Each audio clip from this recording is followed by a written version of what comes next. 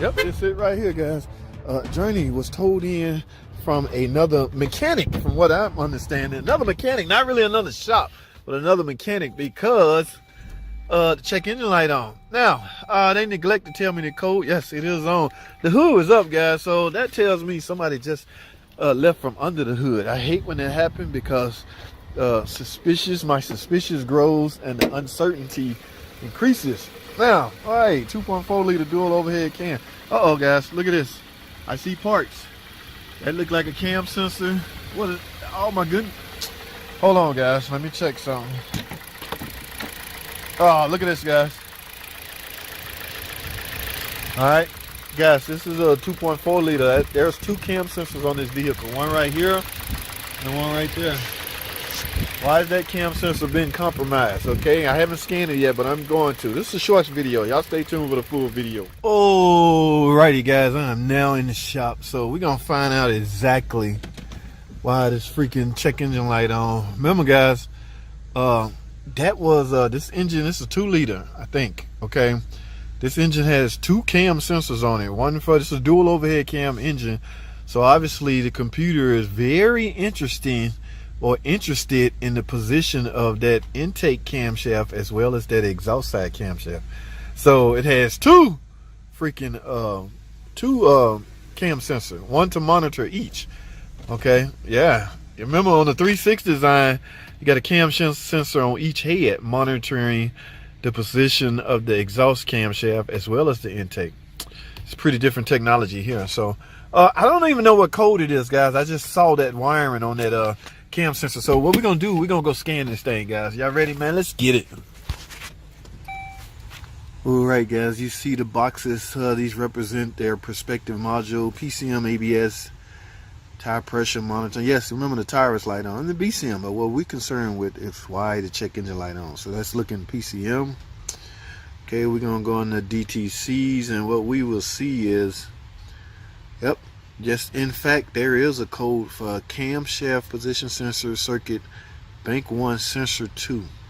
All right, P0365. So guys, the computer sees a problem with the cam sensor, and notice, see right here, guys, it says camshaft position sensor circuit. So it picked up a problem with the circuit. Now, can the cam sensor itself be problematic? Of course. All right, it definitely looks like the wiring is problematic. Let's go back over to the car. Ooh, right, guys, we're now into the car. So the thing about it, guys, let me get this out. Oh my goodness, I don't know why, who or why this was done. Now y'all know how I am about ignition sensors as far as them being OEM. I do not play that at all. Okay, you will not get a aftermarket O2 sensor, cam sensor, or crank sensor installed from one Mr. JT. They almost have to be OEM. So, and because I don't know what kind of cam sensor this is, and I'm not really concerned at this point with me being the one that's going to be responsible for this repair, I'm going to simply recommend a new cam sensor, OEM cam sensor. Now look at these wires.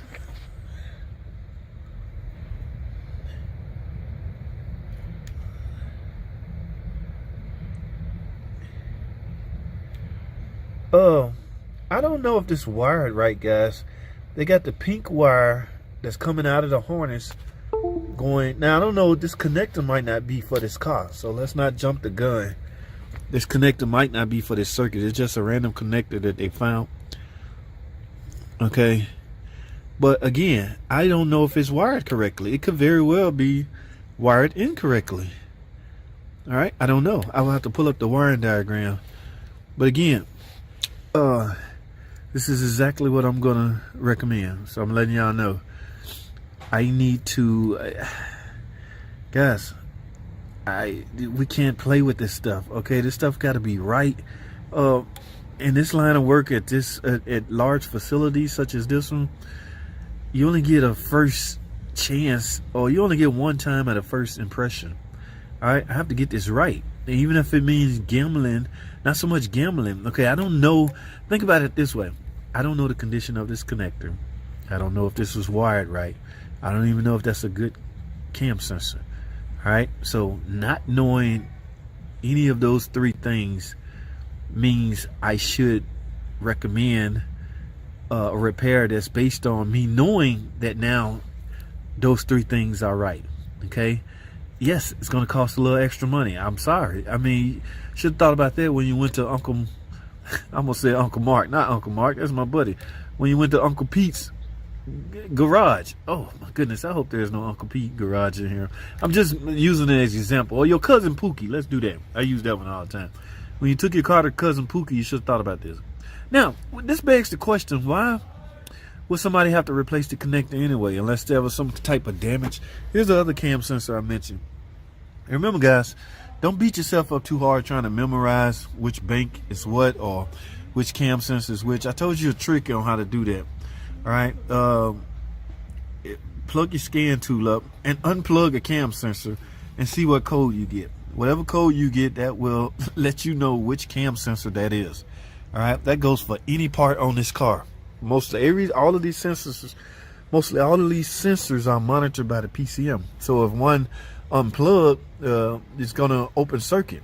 So you'll see an open circuit and that code in this PCM. So look at that code and that will let you know what sensor that is.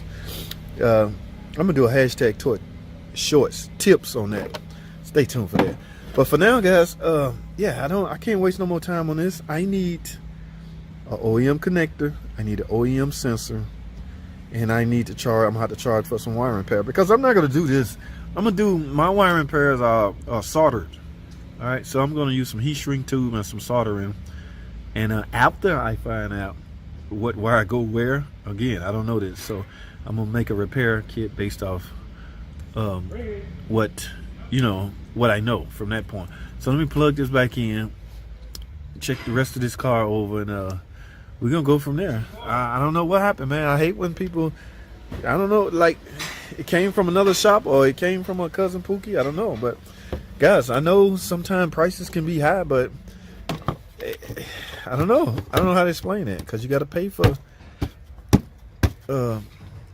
for diagnosis and getting your car checked out right. The advantage that some of the big shops have is they have the proper equipment to diagnose it right the first time. A lot of people do this. They bring their car to the shop, pay the diagnostic time, find out what's wrong with it, and then they take it back to cousin Pookie. We have no problem with that. That's why you invested in. That's why you get charged a diagnostic time. The mechanic don't like it, especially if you spend hours diagnosing your car. Yeah, he don't like that, not one bit. The bad news, or the flip side to that, is if you take an estimate and go to cousin Pookie and he do it and that still don't fix it, you can't come back and say, well, y'all said it needed such and such. Hey, you know what I'm saying? It's just one of those catch-22 things. Guys, that's all I have for this video. Thanks for watching. Come and subscribe. I'll see y'all in the next video.